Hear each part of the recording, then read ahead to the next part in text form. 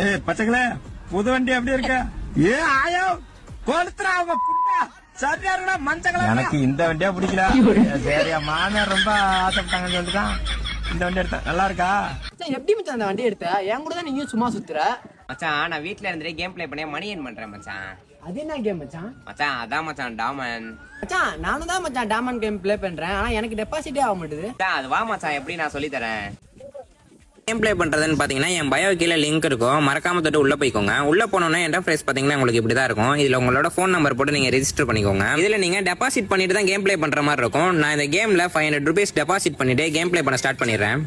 இதுல எனக்கு பிடிச்ச கேம் என்னன்னு பாத்தீங்கன்னா வின்கோ. இதுல நான் கிரீனை டச் பண்ணிட்டு 10x பிட் பண்றேன். அடுத்து வயலட்டை கிளிக் பண்ணிட்டு அதே 10x பிட் பண்றேன். நெக்ஸ்ட் ரெட்டை கிளிக் பண்ணிட்டு 10x பிட் பண்றேன்.